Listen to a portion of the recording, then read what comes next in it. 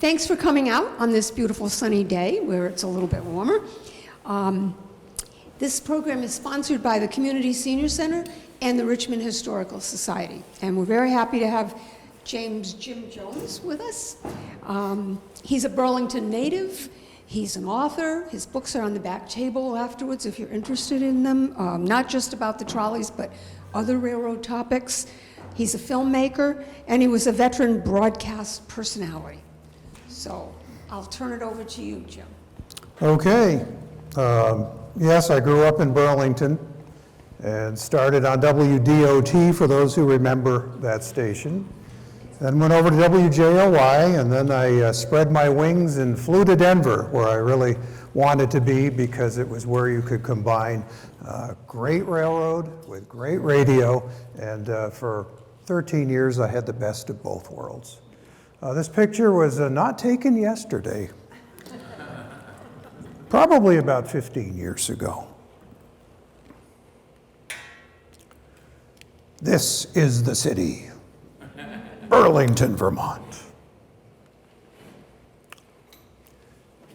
Home of the famous trolley car burning. More on that later.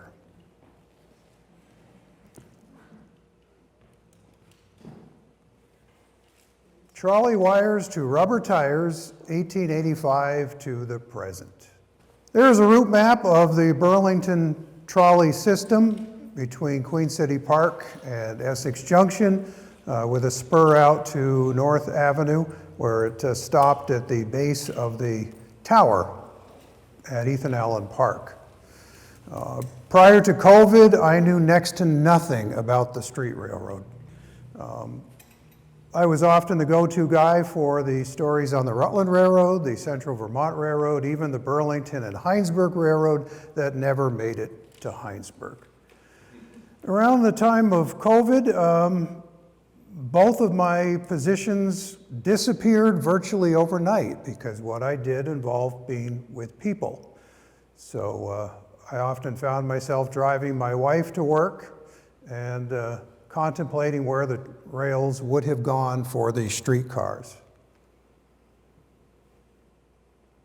So initially, it was the Burlington and Winooski Horse Railroad. And that got off the ground in 1886. The coming of the horse cars in 1885, oh, what would our fathers and grandfathers say if they could return to our city today? Those men of strong muscle, those men of renown who captured the forest and built up the town. As they stood on the streets they laid out long ago, where once the strong oak and pine used to grow. We think they would say as their hearts swelled with pride, "My children, stop walking, 'tis cheaper to ride." And for a nickel, for years, you could go for a ride.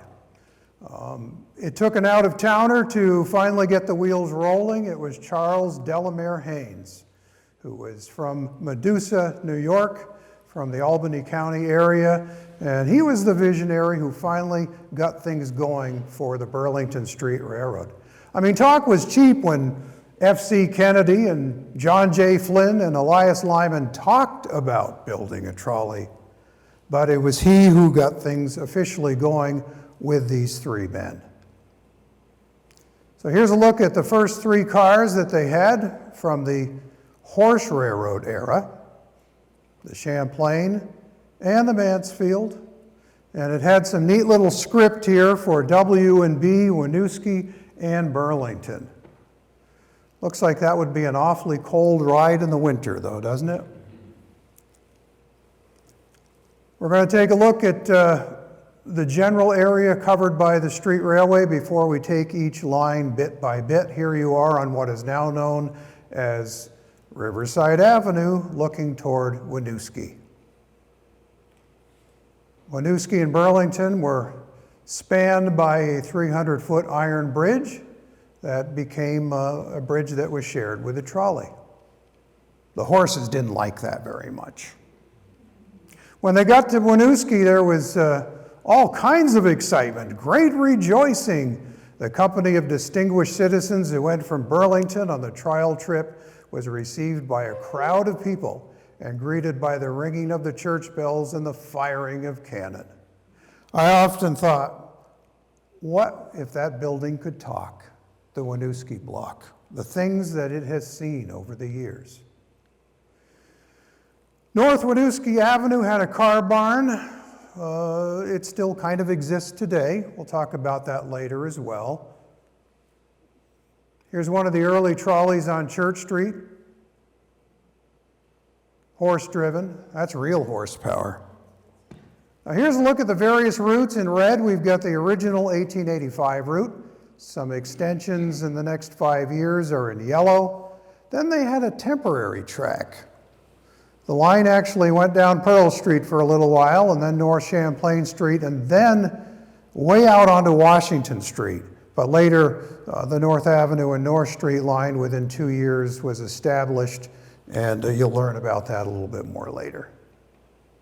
Equine to electric, 1893. You'll see trolleys on the Hill Line, the South End Line, the Pine Street Howard Park Line, and the Depot Line. Now, how do you get the juice for the electric trolleys? First of all, Winooski Gorge was one of the places where you could get some power, and also the flouring mill, a structure that no longer exists, but it's on the Burlington side, on the left of the bridge over to Winooski.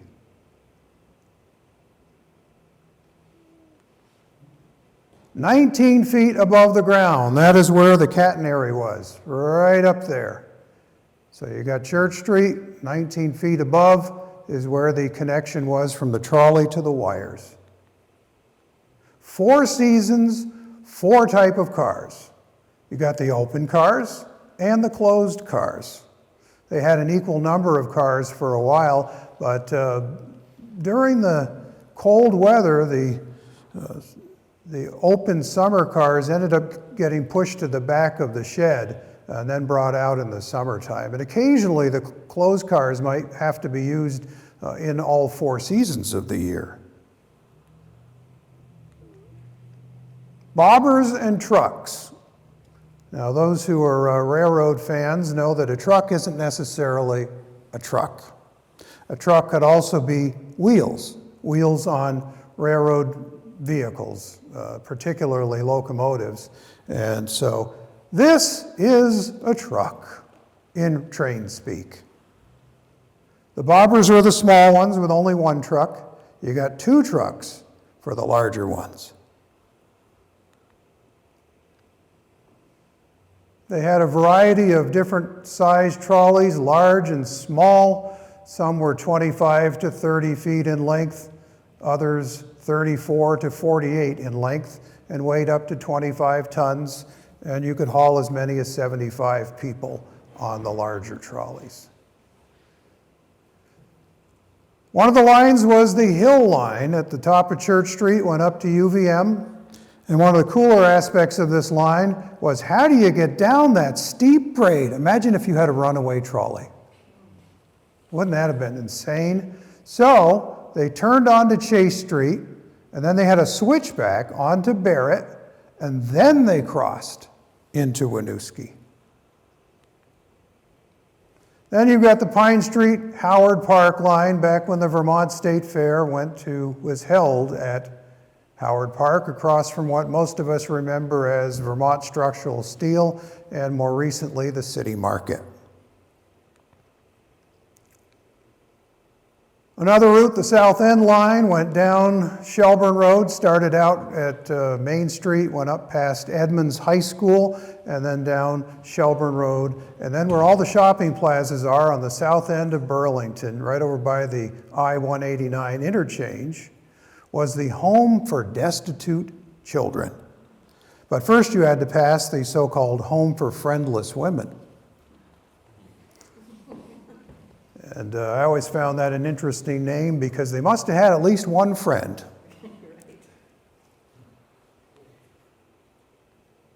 Then you got the North Avenue line that served St. Joseph's. And then you've got the Burlington Station, built in the 1860s, ended in 1916 when they built the current Burlington Station. 40th and Allen was to be one of the larger stops on the extended trolley line to Essex Junction, which was also shared with the Central Vermont Railroad's freight and passenger line. And that was known as the Military Post Street Railway.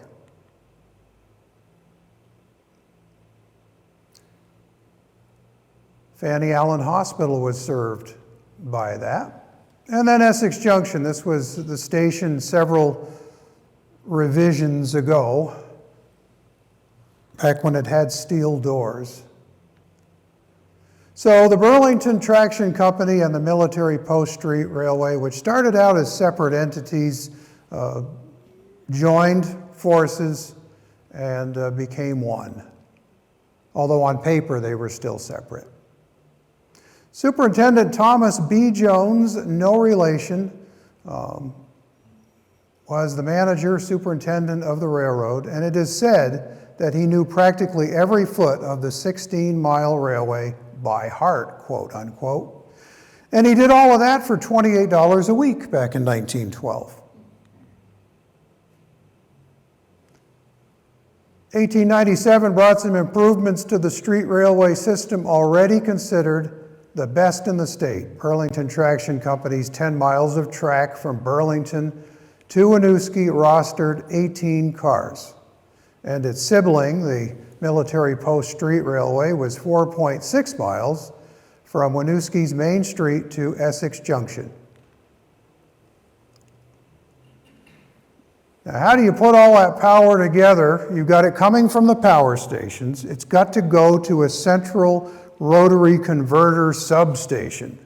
And that was over there by Riverside Avenue and North Winooski Avenue.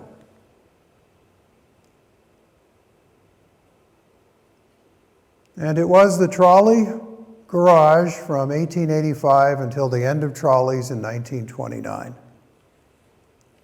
There's some of the facility. Seems pretty high tech for those days. You got the turbines and all kinds of other gizmos, and part of the facility which is still there today.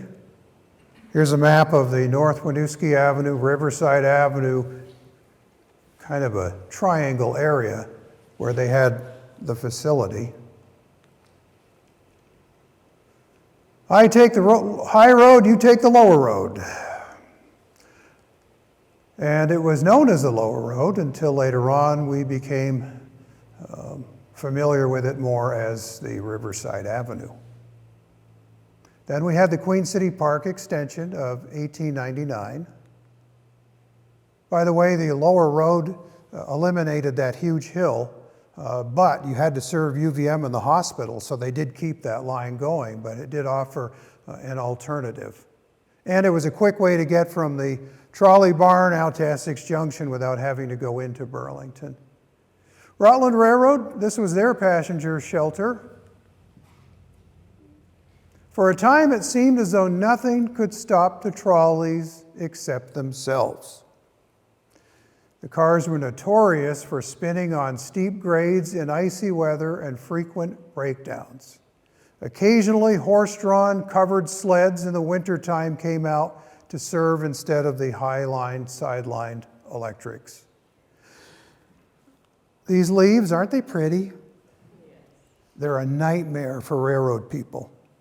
Because as my father said, who worked on the railroad, it was like grease. Can you imagine a 100-ton locomotive spinning on something like that? So Burlington Traction Company was 4 feet 8.5 inches. That is the same width as American standard gauge tracks right down here. A Military Post Street Railway was also the same width. Better a fender bender than a pedestrian ender. Street railway companies operating cars by any motive power other than horsepower must equip their cars when in use with such fenders and guards as may be required by the Board of Railroad Commissioners. That was decided by the Vermont General Assembly back in 1898. So after careful examination of various approved fenders in use by leading New England electric railways, Burlington Traction Company chose the Parmenter fender. Saved by the fender! Trolley car overtakes a little girl running downhill. So the little 3-year-old daughter of Mr. and Mrs. Henry Facto, who resided at the top of the hill above the residence of S.H. Weston on the road to Essex Junction, had a very narrow escape from death. About 2:30 Friday afternoon, and she owes her life to the fenders with which the electric cars are equipped. The child was struck and picked up by the fender on car number 2, which leaves Essex Junction at 2:10 p.m. as it was on its way to this city, and escaped most miraculously, it being impossible for the physician who was called to find a scratch. Oh, thank goodness for the Parmenter fender. Sparks could fly, as they did on Union Street one day, led to a woman who was deboarding, falling, and this was a common thing. Some people like to romanticize about the trolleys. Possibly you'll walk away today with a different idea. As much as I love rails, you can decide later what my position is on all this. From the Burlington Traction Company, 1896 to 1929, that was their name after they merged with the Essex Junction Railroad. Later on, the transportation system in Burlington was Burlington Rapid Transit buses, followed by Chittenden County Transportation Authority, and later the Green Mountain Transit. So I thought you might find it fun to see some then and now pictures, kind of gives you a little perspective on the whole thing. And for a nickel, you could go anywhere in that 16.2 miles. And believe it or not, up to 3 million annual passengers rode the trolley every day. Every year. Every day, imagine 3 million trolleys. Typo! So these trolleys also accessed weekend entertainment. They took travelers to baseball games, swimming, and picnics at North Beach, Ethan Allen Park, Queen City Park, events at 40th and Allen, Centennial Field, Champlain Valley Exposition. 3 million people in 1 year rode those trolleys, and many, they used it to commute to work. There were 2 city halls during the time that the trolley line was in business, and both served as an unofficial headquarters. For many people, that was the place to pick up your trolley. So red is Main Street, that was a trolley route. Part of Pearl Street in the blue, Church Street in the yellow, and North Winooski Avenue in the light green. Looking up Church Street, we'll take the Pine Street line first.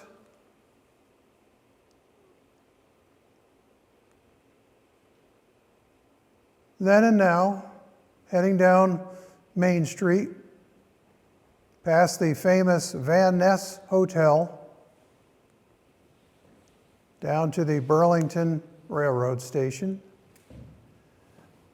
And the trolley had a nice spot there over by the station on the east side. You could pick it up there, but it was also a place for the trolley to wait for the next assignment, much as a taxi driver might be waiting near a spot like that. The new depot line was short-lived, went to the new Burlington Union Station. They had a curious little spur over by the Ice House restaurant back when it was the Ice House. Look at all those tracks. That was over by the Burlington Union Station. Now we have one. And then in the red you have the trolley line, which went down to King Street, turned around, and went back. Later on, we'll show you how they turned around. It's not possibly the way you would expect. Burlington Union Station, 1916, to the last passengers in 1953 when the Rutland stopped running trains, passenger trains. Of course, more recently, Amtrak has reused the station, which is kind of nice. That's how it looked then. Rutland Railroad train going up to the Island Line. Rumor has it we might do a presentation later this year on the Island Line as well. I did a book on that one. You got the Burlington waterfront on the left, a more recent picture. Green Mountain Transit, you can see their coverage area is, and this is just a version of the part that the trolleys ran. Of course, their area covers Williston and Milton and Heinsberg and other portions of Colchester than the Fanny Allen Hospital. So it covers a considerably larger area now. We've got the Pine Street main line. Heading south. Imagine all that on Pine Street. That's over where Curtis Lumber is now.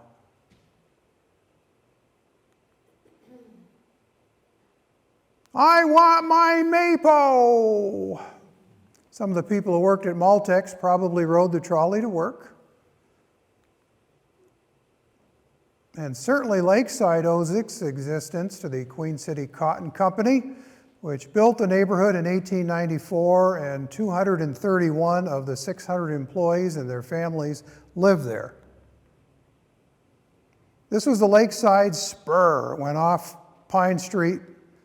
It was just a little short, barely a tenth of a mile long. It did stop right in front of what we later knew as General Electric, and now there's a lot of state offices in that building.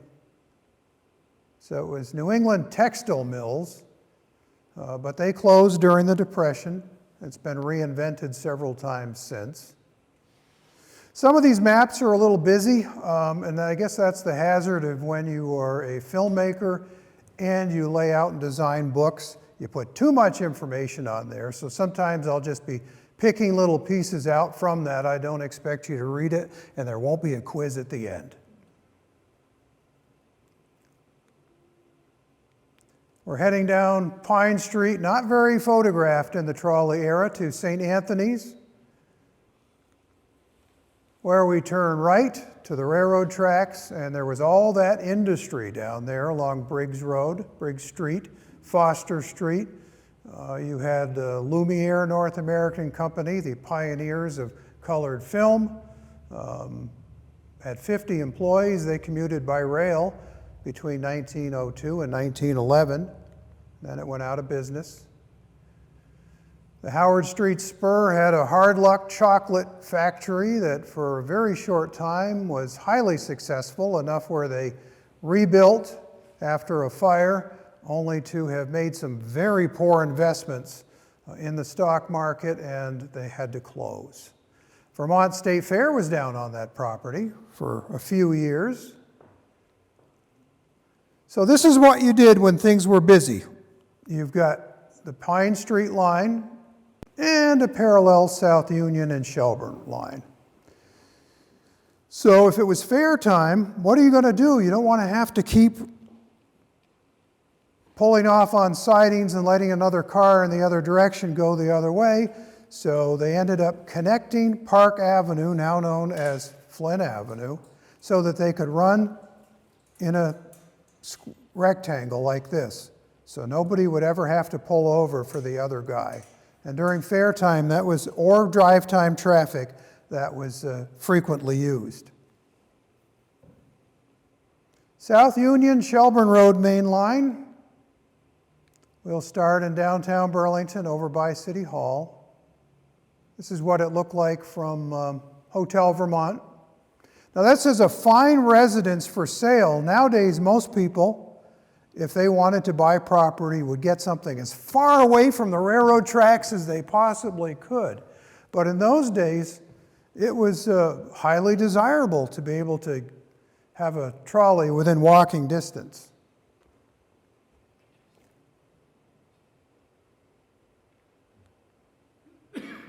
Strong Theater.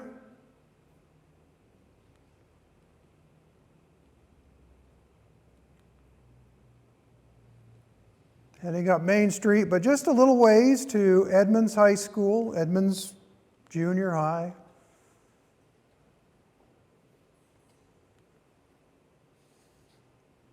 The Memorial Auditorium and the Trolley coexisted for about 4 years.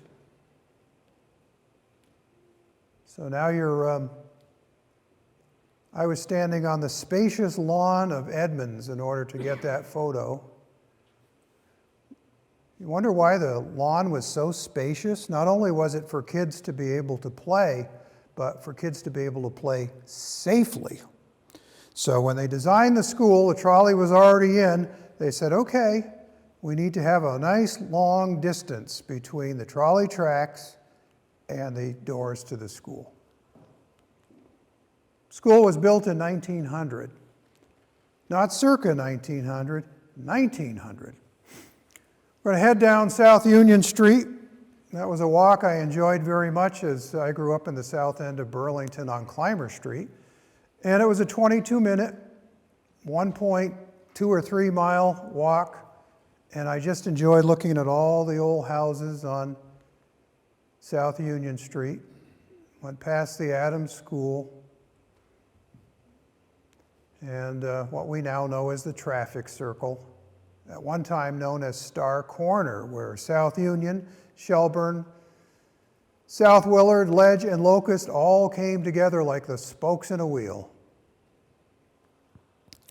Now my home street of Clymer Street, which is just a little tiny dead-end street in the south end of Burlington, that was the only trolley stop originally, because there was nothing out there till you got to the home of Friendless Women, which was another block and a half away, before there was a block and a half. Home for destitute children, that was near the end of the line. Over by Queen City Park Road in that area, they have all torn up right now for the Southern Connector construction. Now earlier we saw the Rutland Railroad's barn for their passenger trains. This was that little unassuming entrance to Queen City Park if you took the trolley. Then you had to walk over this bridge, paid for by the trolley company, and then you still had a little bit of a walk to get down to the Queen City Park area. It was a seasonal run because the destination of Queen City Park really was pretty much reserved for summertime. A blending of nature's charms just 2 miles from downtown Burlington, Queen City Park. This is a Rutland Railroad train northbound. And conductor Harry Hilliard. He wrote on the back of a postcard, this photo was taken on the last day we ran the open cars to the Queen City Park for the season.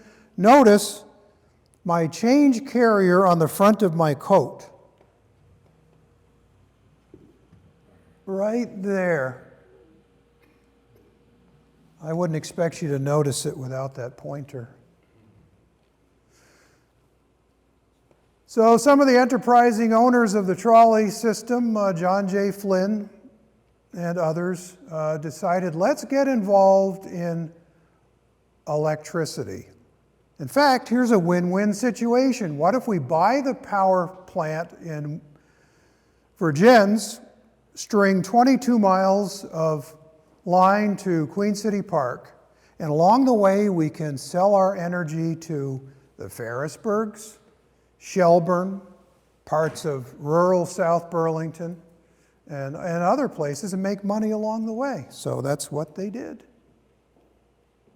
Elias Lyman, John J. Flynn, C.W. Brownell, and H.W. Hendy had a good idea. And ultimately, that would be the most valuable asset of the trolleys, as you would imagine. Church Street to North Avenue. Let's head north. Up Church Street.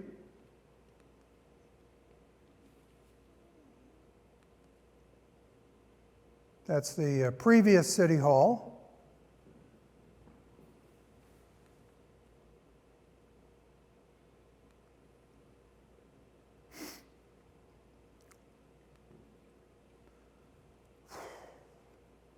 as a lover of automobiles from the 1950s, this one wins the vote for me.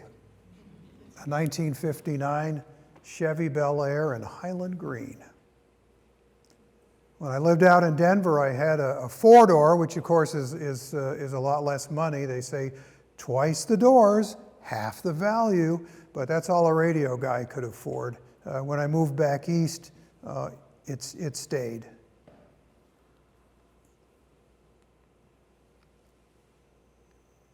So now you're up near the church at the head of Church Street.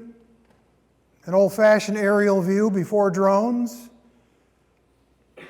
I mean, you're looking at the Sherwood House, which literally is a house in downtown Burlington on Church Street.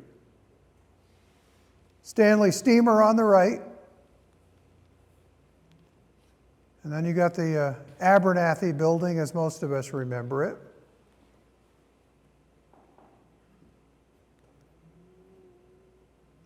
Church Street to North Avenue. So you're going to go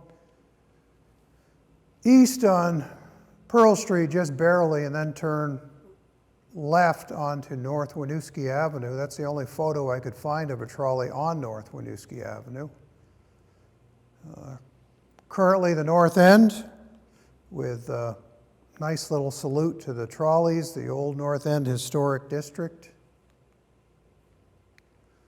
Sadly, most of the pictures of the trolley line were taken right after the trolley stopped and somebody went around and took shots of the rails and the streets.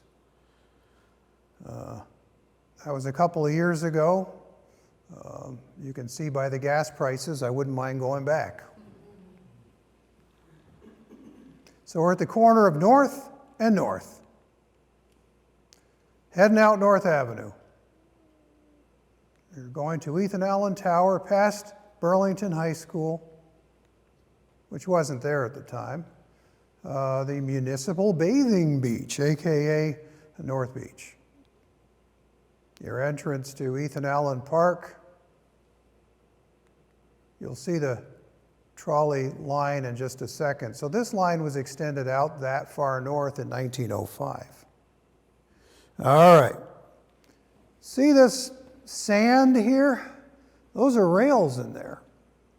It was the trolley's responsibility to make sure that wherever humanly possible, the rails would not be above the ground where people could trip on them, where horses and carriages, and people could stumble on them.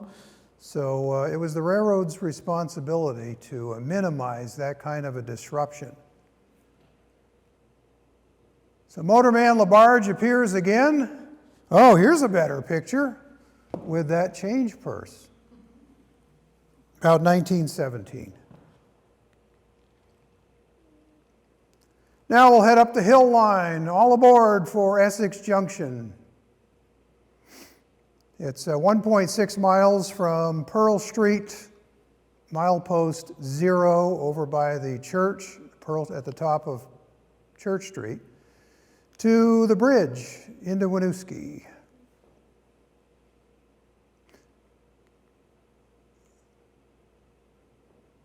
Not every resident was thrilled about having trolleys clanging by their homes every 15 to 30 minutes during the day.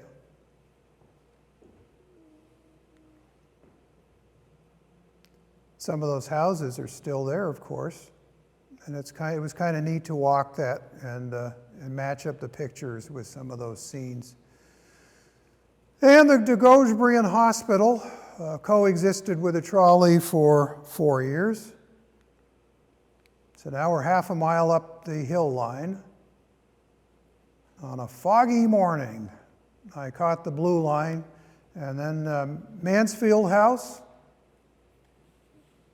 This is where one of the tracks had a siding. So people could be over at the Mansfield House, getting on, getting off with a stair, and should there be another trolley on the way, one of them would take the siding. You're right over by the hospital now. So that was a fairly busy little spot. And Ira Allen School with the tracks.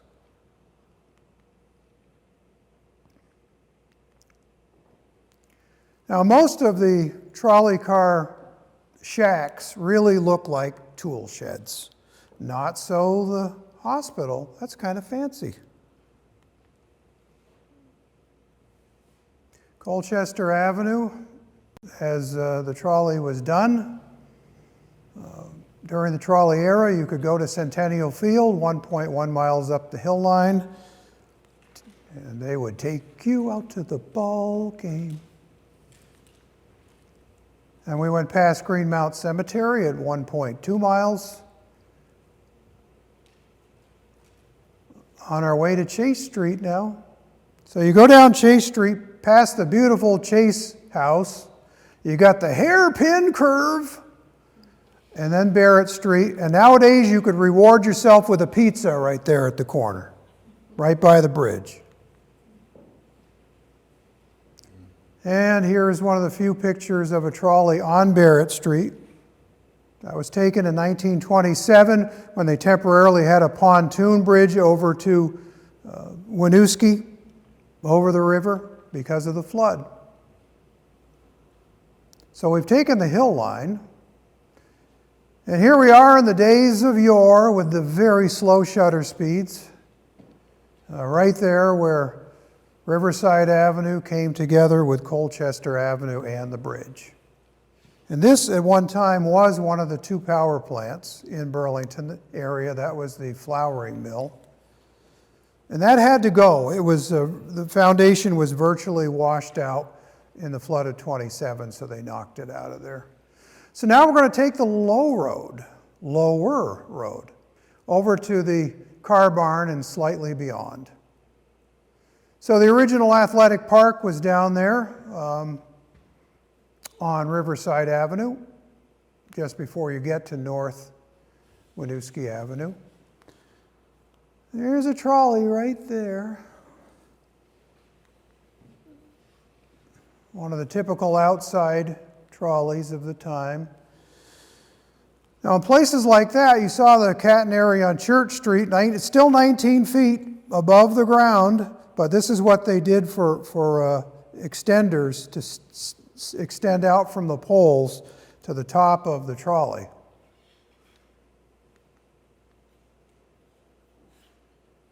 In 1907, the trolley was on the right side, and then the other on your left of what we now know as Riverside Avenue. Nowadays, I would guesstimate that the trolley line was where the recreational pathway is.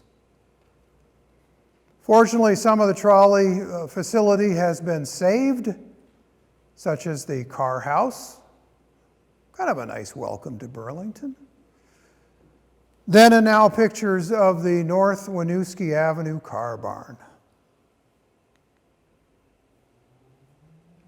So this would be a gathering of the conductors and engineers, the men who ran the trolleys. This is the bridge over to Winooski.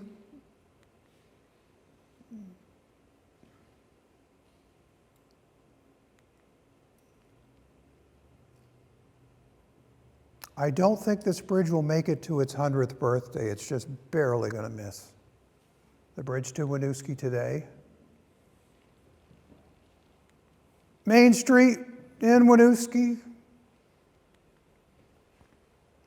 Trolleys passing in front of that wonderful Winooski block building. Not quite as exciting today, but at least it's in color.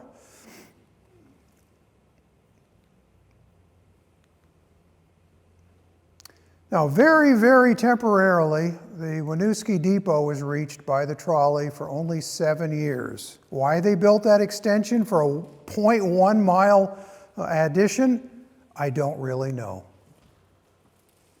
They must have felt that the convenience of being able to go from a trolley to a regular train without any effort or any walk must have been worth it to them. So there's a look at one of the 5-cent fare tickets. for the Military Post Street Railway, because you're now on the Military Post Street Railway, subsidiary of Burlington Traction Company.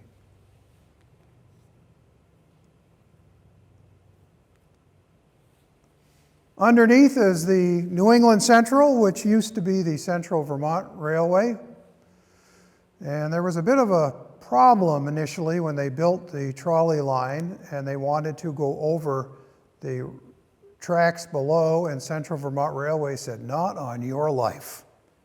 So what the trolley people did was, on a Sunday when the courts were closed, they showed up and very quickly, hastily built a bridge for their trolleys over the tracks. On Monday, they settled it in court. And actually, the conditions weren't as much as you would think. The trolley company was responsible for reinforcing the bridge, for the weight of the existing bridge that had been there was not designed for that. And I think it was about $10 a year they had to pay. So where did the trolley go to Essex Junction? Because a lot of people were thinking it must have been East Allen. No, because that would have had a very dangerous X crossing over at Hood Crossing. So they went up to East Spring Street. Again, loads of pictures of the tracks, but not too many of the trolley. Porter Manufacturing Company, at one time the largest screen manufacturing company in the world, was in Winooski. Then along came aluminum windows and doors, and they were out of business in the early 1950s. But at one time, that was a very busy place for the trolley to stop. As they had shifts at the plant, you could come and go as you pleased. Now here is Hood's Crossing back in the day. Here it is now.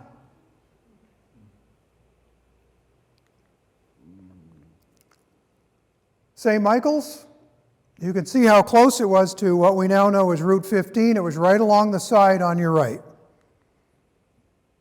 As much as they could, they tried to avoid putting tracks in the middle of streets. So here we are at Dunbar's. You ever wonder where the name Dunbar's Cafe came from? At the Fanny Allen Hospital, it came from Dunbar's trolley stop, which must have been named for Mr. or Mrs. or Mr. and Mrs. Dunbar at one time. There's the bus era photo. And here we are at 40th and Allen. There's the tracks in the lower right. You can see how close they were to today's Route 15. Roads got better. Trolley tracks didn't necessarily get better. They weren't making any money. The Fort actually had a post office intermittently between 1902 and 1959. And there was a station that was shared between the trolley line and the Central Vermont Railway for 40th and Allen, right in between the two tracks. So you've got the existing freight railroad down along the river, the trolley line, which hugged today's Route 15, and right in between was that little station in the lower right corner.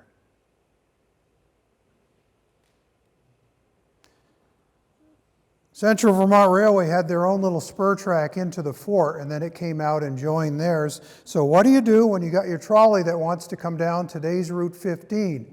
They had to stop the trolley, look both ways, toot, and go. They served the Champlain Valley Expo for only a couple of years. There's one of the busy Expo, 1, 2, 3, looks like at least 4 trolleys in that picture. You ever wonder where Summit Street got its name from in Essex? It's the summit of what? Well, it was the summit of Pearl Street in Essex Junction, and it was a summit for the trolley line. And that was at milepost 4.2 on that railroad. Here's some views on Pearl Street of the tracks. At last, a picture of Pearl Street with a trolley in it. Is that asking too much? And another one. They look so small, don't they? It looks like it's going to topple over. And here we are at Railroad Avenue in downtown Essex Junction, right over by the Brownell Block at the corner of Main and Railroad Avenue. And it's still there. Another one of those buildings, if they could talk. I wish they could. Fortunately, we had some newspaper accounts, and historians prior to me had an interest in the Burlington trolley system. However, no one wrote a book on it. Occasionally there were articles in the Burlington Free Press over the years about the Burlington trolley expert who, oddly enough, lives in Massachusetts, is back up visiting looking for trolley pictures. This was back in the 50s when there were still a number of people who remembered the trolleys and some who even worked for them. So you're at the Essex Junction train station, predecessor to the one that we now know. And here you got the best of both worlds. You got a steam locomotive and a bus on the left. More recently, a nickel no more. They couldn't charge 5 cents forever on the trolleys. And during the First World War, of course, the price of everything went up. And the wages for the trolley guys, not so much. So they went on strike in August of 1919. And by the time everything was said and done, the employees won a major victory, a 40% wage increase, which elevated their pay to 45 cents an hour after the first year, plus overtime of time and a half after an 11-hour day. Now, with those salary increases and automobiles starting to make their way on the scene, something had to give, and a 5-cent token became a 7-cent token. The first trolley line to go was the Union Station line.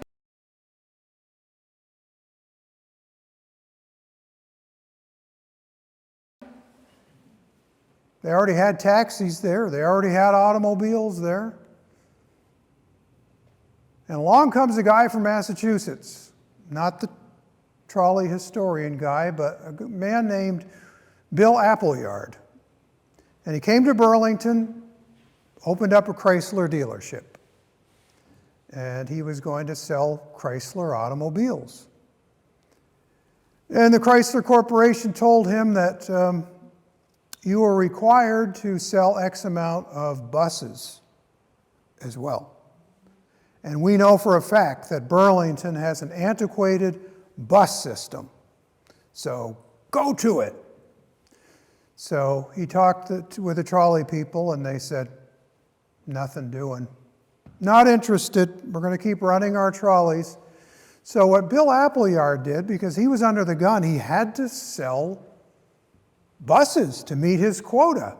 So he started running a couple of buses in neighborhoods that were not served by the trolley. Well-to-do neighborhoods that were not served by the trolleys. The upper section of Burlington, the hill section toward UVM, is one good example where people learned, hey, this is really convenient. This bus goes practically to my house. And I don't have to walk 3 or 4 or 5 blocks to get to a trolley. People took notice of that. These buses are quite convenient. Well, John J. Flynn knew a good thing when he had it, and he knew something that wasn't so good, and he got rid of it. So first of all, he unloaded Virgin's Power Company. That he was easily able to sell to the Fauché Company. But he had a white elephant there with the trolley system. I mean, nobody wanted antiquated trolleys. So Appleyard is starting to open buses everywhere. I mean, he went nuts. Okay, well, if the trolley company won't open up those neighborhoods in Burlington, I'm going to expand and create the Vermont Transit Company. So basically, Appleyard served everywhere except in Vermont, practically, the area served by the Burlington area trolley. The flood of 27, worst on record at that time, November of 27.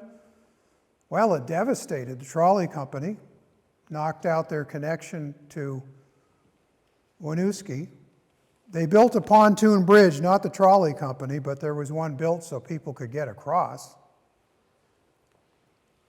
If somebody wanted to get to Winooski from Burlington, they had to go into South Burlington, which was hardly settled in those days, go over the Limekiln Bridge, which was way above the water, and then hook a left and go into Winooski. Of course, the buses could easily do that, but there were no trolley tracks to accommodate that. So there's a view of the temporary bridge for primarily pedestrians, horses. I think automobiles might have been able to use it at a certain weight. But the trolley bridge that was shared with vehicles on Colchester Avenue, south end there, nothing they could do. Nothing they could do except build a new bridge. 8,000 people were there as the Winooski to Burlington Bridge opened in 1928 in August. James E. Cashman was a general contractor, so they kept the money locally. There is the bridge. This is a very rare picture because they were in no hurry to put the trolley on that bridge. A lot of people hoped it was just going to go away. But when it appeared not, a track was strung over there, right through the middle to avoid vehicles as much as they possibly could, and then it swung on to Barrett Street. It would only be there for less than a year. So the only bus that Burlington Traction Company ever owned was when they were obligated to make it easier for people to get from Institute Road down to North Beach. So when they were on the market for buses, do you think that they went with one of the Chrysler buses that Mr. Appleyard was selling? How many think they did? No. They went with a Studebaker. We'll get even. Well, eventually Appleyard did wear everybody down. It took time, it took automobiles, it took, well, we can't blame the Depression because that hadn't happened quite yet. So Appleyard gets the trolley. And when he gets the trolley, he promises there will not be one day when somebody has to take a nice, comfortable bus and change over to a trolley to get where they need to go. So there were some who told me when I started doing research, oh, they burned all of the trolleys. No, they burned one. They burned the oldest trolley, the one that could best get out of its own way, and they had two of the senior employees of the railroad who went all the way back to the horse-drawn era to take the crepe paper dressed trolley down Church Street and then swung west. And then, by the way, all day people were getting free rides. And there was advertising, come join us for the last ride of the trolley, free rides, and everybody gets to go home in brand new buses. So people came down, they had a Burlington band do funeral dirge, and they ended up stopping the trolley, parking it right over by the site of Hotel Vermont, and you're looking across to what many of us remember as Blades or the bus terminal. The guys from the trolley company doused it in kerosene per instructions, threw a match, and all the rest was history with that car. Now, some of the trolleys found new life. This one here was over by the traffic circle for a number of years. One was in Winooski as a diner. Some became excellent tool sheds. Here's a look at the buses. that picked up the people who had ridden the trolley that day. They all gathered at Union Station that afternoon and then went up and heroically swept everyone away in the brand new buses, took them to their doorstep. Here's one of the early buses over at Battery Park. You know, people tell us now that artificial intelligence will do almost anything. Well, look at this. These buses can lubricate themselves. Burlington Rapid Transit, a lot of peaks and valleys over its years from 1929 to 1973. Bill Appleyard died, but just before then he had sold the bus company to his stepson, who ran it into the early 1970s. A look at some of the buses I remember as a kid. Some of them used to pick me up and take me to Burlington High School. There's Valades. Love the Art Deco Central Terminal sign there in the center. Former Trolley and Burlington Rapid Transit bus routes were reorganized in 1973. In 2016, the agency became the Green Mountain Transit, governed by a 13-member board of commissioners with 2 representing Burlington, plus commissioners in South Burlington, Winooski, Essex, Shelburne, Williston, Milton, Hinesburg, Washington County, Lamoille County, Franklin County, and Grand Isle County, with a fleet of 143 buses. They only do this once a day. I was told that, they run a bus over a light through the neighborhood at 7:20 every morning, so I got up and brought my Toyota Corolla over there on the left, which met its maker and was brought to Good News Garage, which is in that space now. The trolleys are still running. I've been told that the Corolla may still be running, but not in Vermont, wouldn't pass inspection. I was told that, let's see, your airbag they weren't deployed, but the light was on. That could be a $30 fix or a $3,000 fix. Then there was the electrical issues, and then there was the rot and the rust. They said, in New Hampshire or New York, you could probably still drive it, but not in Vermont. So I just gave it to them. And at auction, they got $1,300 for it. So good for them. And I thought it was kind of cool that I was bringing something to the old bus and trolley barn for a good cause. So that's a quick look at the most of the schematic for where the rail line went. And now buses go there and beyond, from trolley wires to rubber tires. That's all, folks.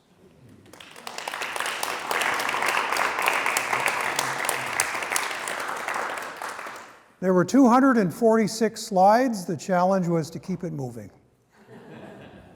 I had hoped to do it in an hour, and it looks like we're just about there. Where do you find all these photos? They're great. It's a combination of a number of things. I'm supposed to grab the microphone. Is that right? Yeah. All right. And repeat the Just question. ask the question. Where is the microphone? I'm just wondering where you found all those wonderful photos. It's a combination of places. When my father passed on during the beginning of the pandemic, my father was Robert C. Jones. He wrote 24 Northern New England Railroad history books and had an awesome collection of photos. And I started sifting through them for the Burlington trolley stuff, and there were a number of things that didn't make it in his Railroads of Vermont book. So that kind of got me spurred on. Not only was I learning about where the tracks went, but I was seeing pictures I had never seen before. Having been involved in the railroad community here ever since I came back from Colorado as a filmmaker, I started doing books always, and I had thought there must be other people who are interested in where those tracks used to go. So the pictures came from a number of places.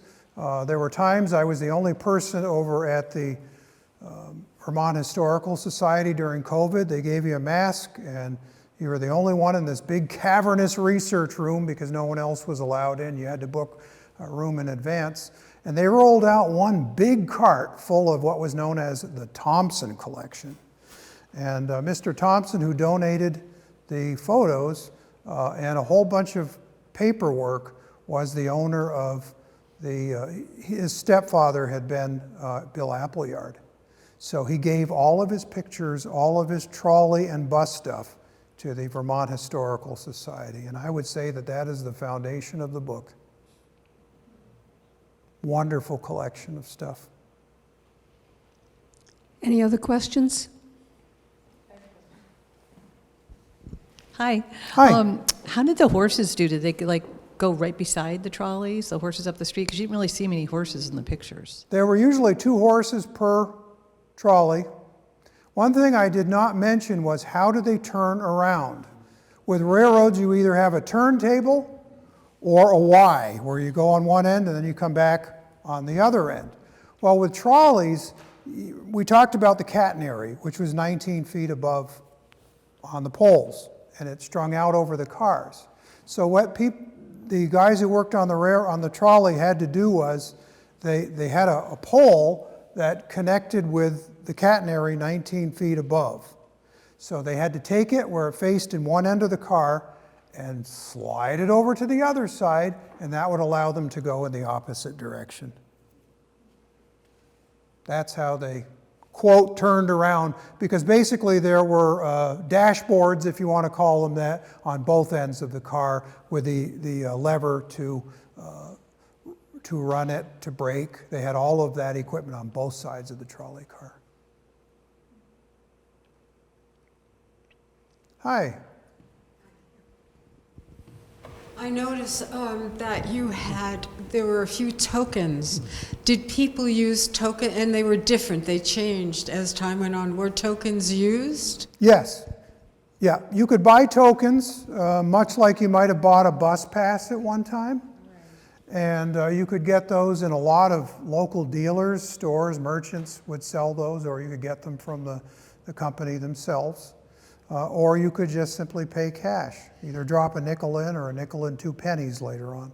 And what year did they change? What year? I didn't get that from 5 cents to 7 cents. 1919.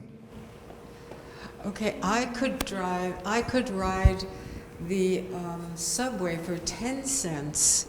10 cents in 1965, 67 in New York. But Yeah. I grew up going in the city for, on trolleys. I remember when it was a dime, and I'm 65.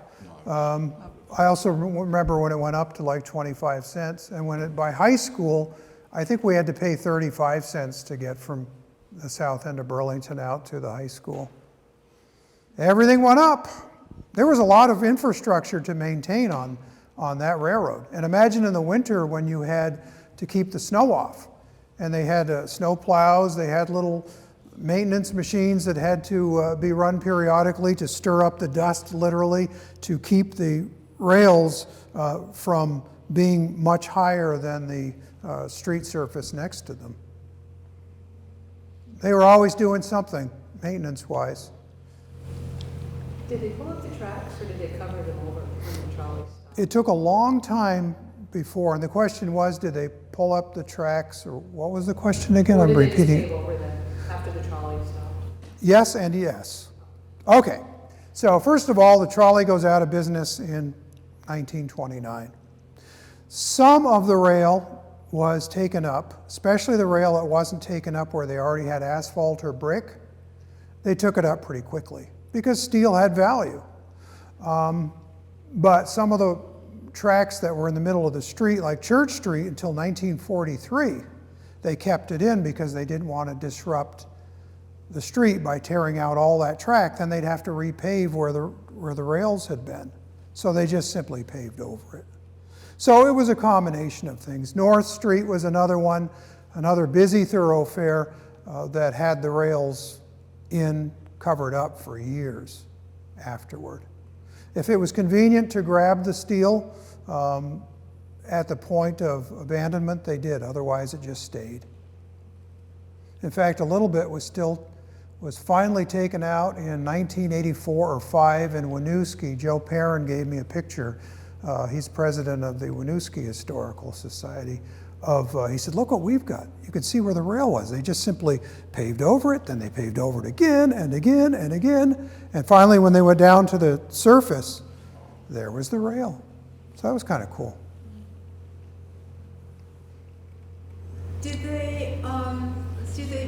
Were there cobblestones on the roads? In places, Did they put the tracks in the cobblestones? sometimes. And how many people do you know were hired to take care of snow and maintenance? I don't know an exact count, but I can tell you one thing. There were a lot of farmers when the fields were harvested and during the winter time. If they had some extra time because things were slow on the farm, they hired out to work on the trolley, for example. Because they had street sweepers like you see on the street to keep the level surface, and they also had plows. There was a lot of equipment. And then you had people who had to be experts with working with electricity, because every stretch of that track had power lines over it. A lot of maintenance. And it was a rough ride, by the way. So you can see probably where I'm going with whether I think we're better off with trolley wires or rubber tires. As much as I love trains, some places rails and streets just don't mix. Hi.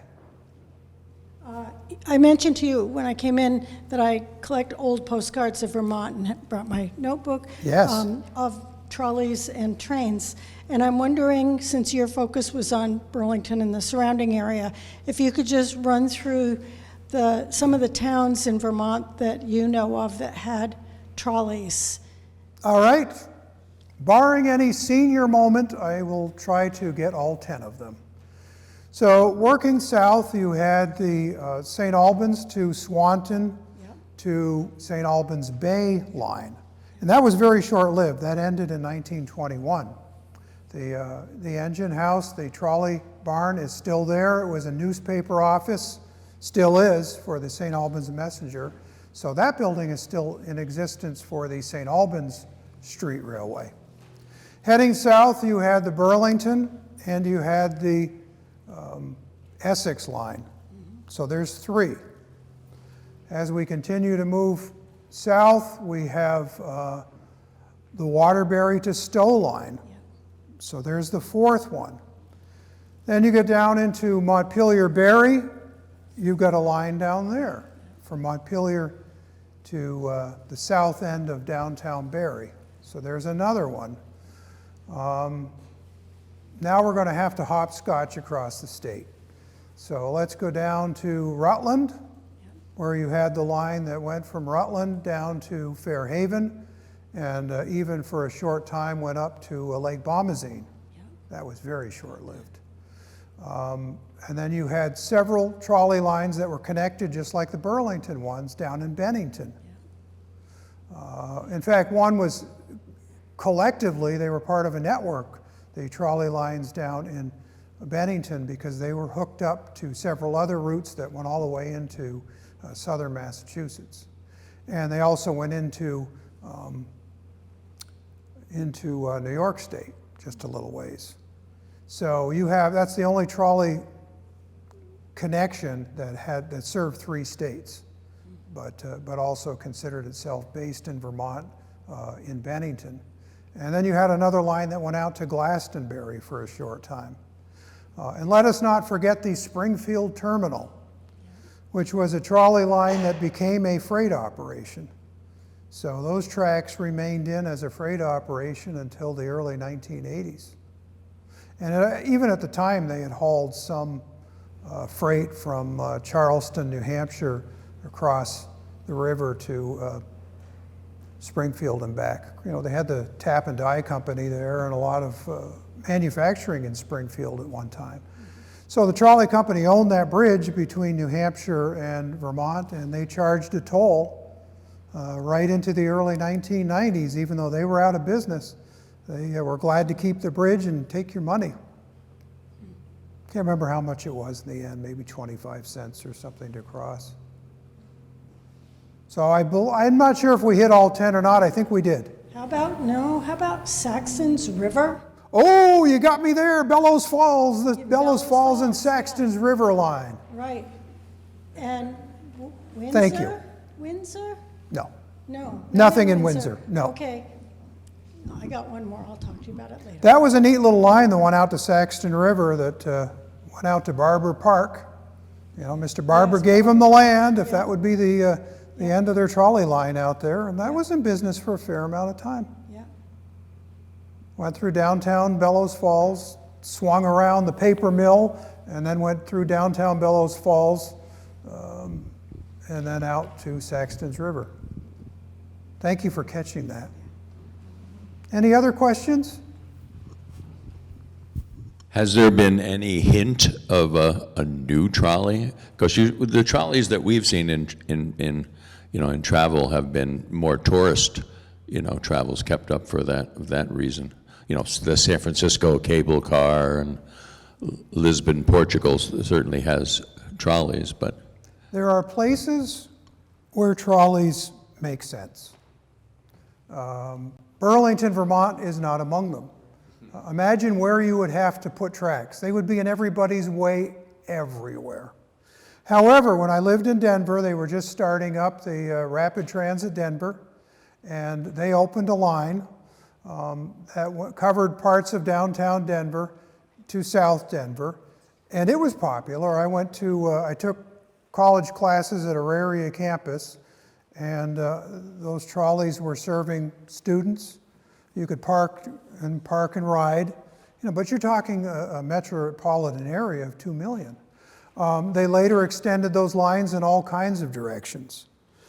When I went back to visit a couple years ago, I was amazed at how much rail there now was in Colorado, and it was being patronized because it was all along the Front Range where they had several million people to ride it, and many of whom did. It was enough to justify it.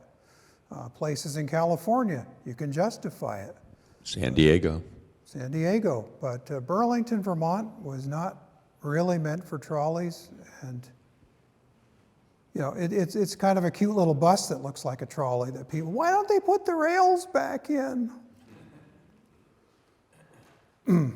Every now and then I still have a somewhat spirited discussion. I try to turn it into a learning experience for somebody who says, no, we'd be better off with the trolleys again.